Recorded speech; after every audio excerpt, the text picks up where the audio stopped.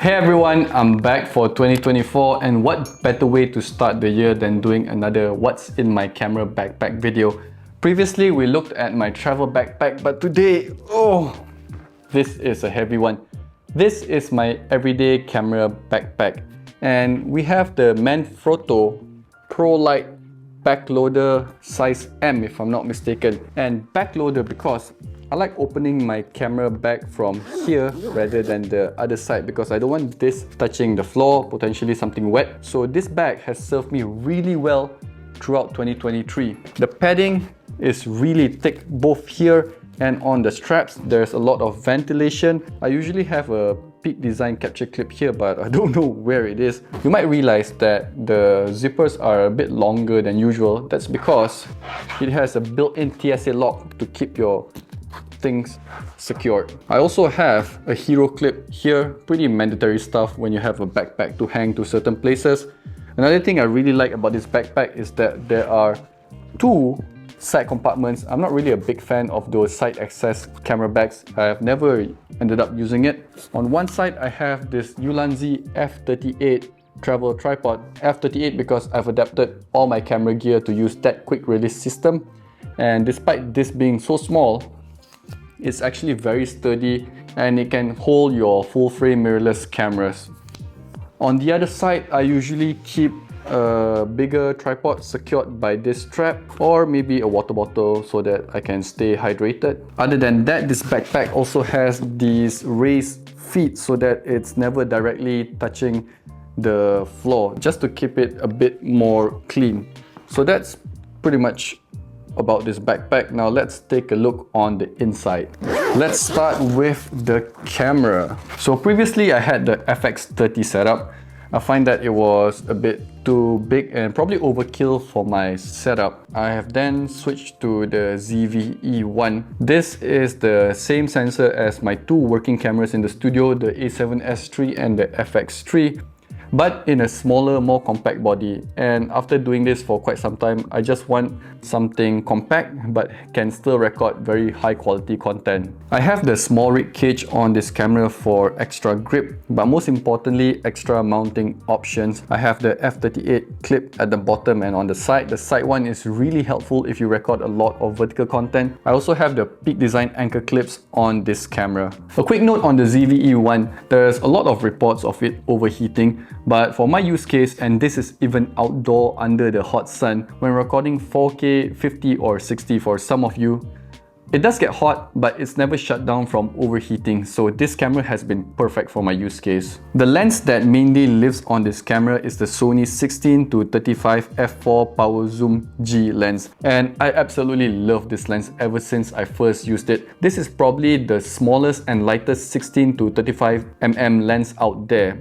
and despite it being f4, for my use case of shooting outdoor and some travel here and there, I'm usually going way above f4 anyway. Just to prove my point, I even have a variable ND filter on this f4 lens. So just because the lens isn't f2.8, f1.8, 1.4, 1.2 and so on, doesn't mean it's not good. One more thing about this lens is that it's an all-internal zoom. The other lens that I bring with me is the new Sony 70-200 f4 Macro G OSS Mark II. This is my first telephoto zoom lens, and I realized that I needed it from all my travels lately. Some things are just a bit further away and the 35mm cannot reach, and digitally zooming that much in is just not an option. So Sony came out with this, and I'm very happy with my purchase despite it externally zooming compared to the first model. I don't use the macro feature that much, but when I do, I'm so glad that it's built into this lens rather than a separate lens that I need to carry. Behind the camera, I have my Peak Design strap. This is the slightly thicker one. I can't remember the name compared to the leash that I previously used, and this comes in really handy when I have to carry the camera with me for hours, because it just spreads the weight much better, especially when using with the telephoto lens. Moving on, audio. I have the Sony ECM B10 if I'm not mistaken, if I want to get slightly better quality and more directional audio.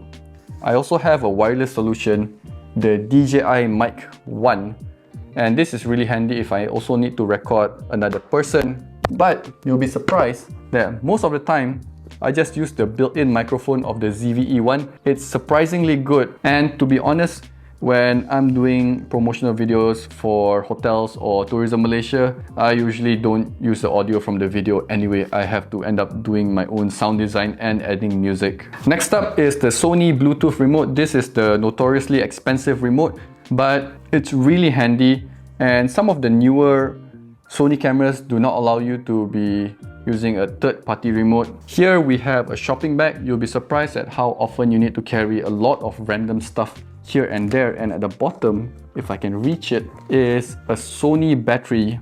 It's a Sony type battery, but it's from Ulanzi, and the only reason I bought this battery is because it has a built-in USB-C port, so I can charge this battery directly without needing any external chargers. Moving on is another Ulanzi product. This is just a generic phone clip, and I've retrofitted the f38 clip at the bottom. This is handy for shooting more casual videos or time lapses.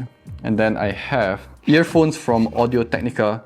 I don't use it that often because most of the time I just listen to the audio from the MacBook speaker, but when I need to nail the audio or I'm in a noisier place like a cafe or airport, I'll use this. This is the trusted Aperture MC. I don't use it that much lately. In fact, it's not even charged. I gotta charge this, but it's really important to have a light solution because sometimes the lighting is just bad and that's going to ruin your video. Here I have some ND filters for my camera, and for the drone, this is the DJI Mavic 3.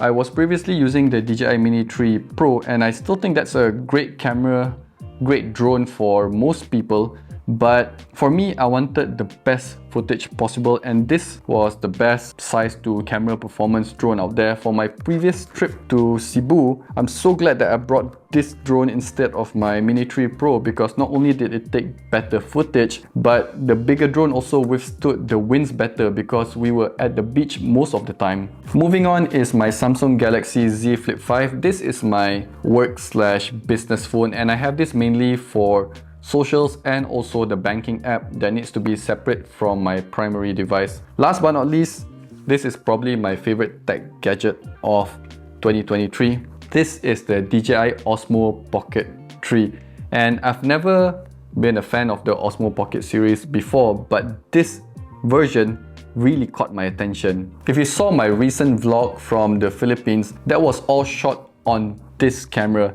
and what's even crazier is that the audio was recorded with the built-in microphone. I didn't even use the wireless DJI mic 2. For vlogging, this is the most fun camera out there. Most of the stuff here does not change, but for certain situations such as indoor events or where I know I won't be flying the drone, I obviously won't bring this extra weight with me, so I can instead replace it with my tech pouch, which we have previously looked at. Or if I want to take more photos, I can put my new Leica Q2 in this compartment. If you watched my previous video, I mentioned that I wanted to take more photos in 2024. So this is my weapon for getting those shots. Now let's move up to this section. At the bottom, I just have some charging cables. Here I have extra memory cards and a card reader. There's also the dead cat for the ZVE1, and there's a coin at the bottom for screwing in quick release plates or cages. And here I have some cleaning stuff. There is the microfiber cloth, the Sony lens wipe, and there's an air tag there. The green thing you see is stevia that my wife likes to drink, but she always forgets, so I need to be the one carrying it. And for the laptop of choice, it is the MacBook M2 Pro. I am tempted to upgrade to the M3 Max for the extra RAM, but currently it's not financially viable. That's it for this section. There's one more compartment on the outside that we need to look at. I don't keep much here. It's mainly the DJI remote. This is the RC.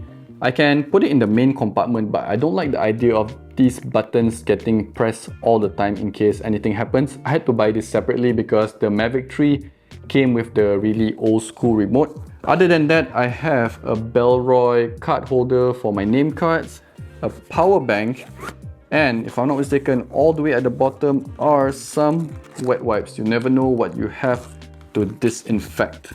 So yeah, that's a look at my 2024 everyday camera backpack. I really like what I have going on here. As long as I have this with me, I can record good quality content and even get my work done. So yeah, that's it for this video. Thank you so much for watching, and I'll see you guys for the next one. Bye!